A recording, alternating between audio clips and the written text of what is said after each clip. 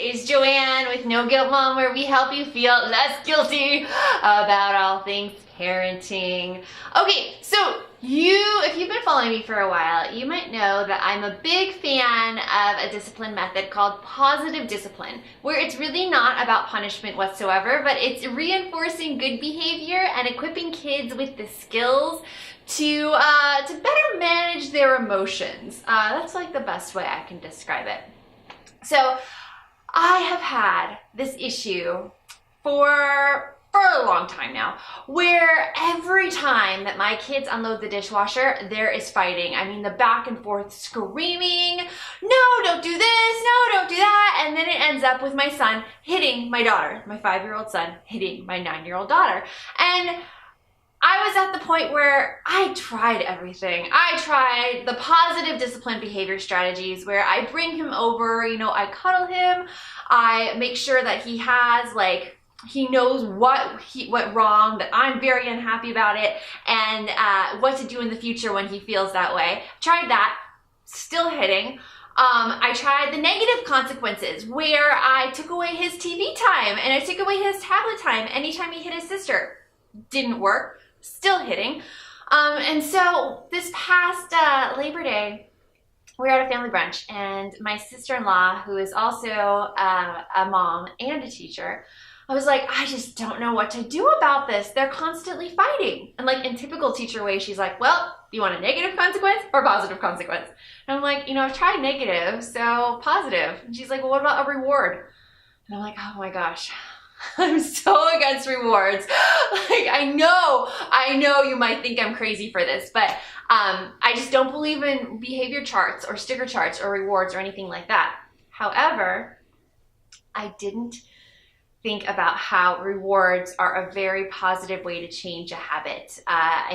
You might have heard of Pavlov's dog, and I know it's dog training and it's not children, but in Pavlov's dog, the researcher rang the bell, and every time he rang the bell, he fed the dog, so that after a while, he rang the bell and the dog just came salivating because he expected food.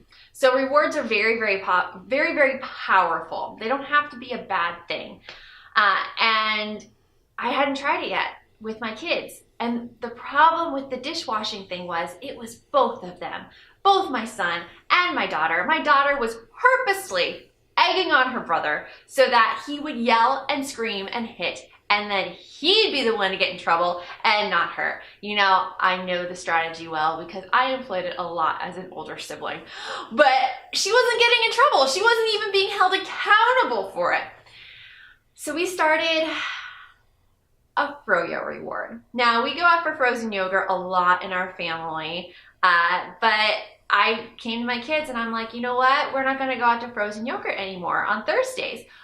You're going to earn it. And every time that you cooperate when unloading the dishwasher, you get another letter for Froyo. So they cooperate one night, they get an F. They cooperate again, they get an R until they spell Froyo.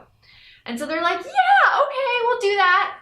And oh my gosh, it worked. Now, it wasn't without some slip-ups. There was occasional hitting and yelling incidences where they did not earn a letter for Froyo, but overall, it improved tenfold because they wanted that Froyo. And I'd forgotten how rewards can really help if you've tried everything else and it's not working.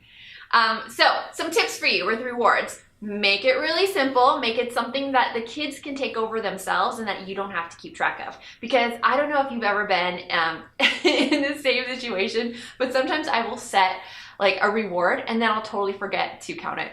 I'll forget to keep track of it because so many other things are going on. So make it really simple. Make it something they can track. My kids were responsible for writing on our kitchen whiteboard the F and the R and the O. And then gradually, as they meet that level of your expectations, increase it. So now I don't give my kids multiple times a day to earn the letter. They have one chance each day to earn their Froyo letter. And if they don't get it, they don't get a letter on Froyo. So rewards can help. And if you are in a situation with your kids right now, look to rewards because it might be the answer to this behavior problem that you are looking for. So remember, the best mom is a happy mom. So take care of you, and I will see you next time. Bye.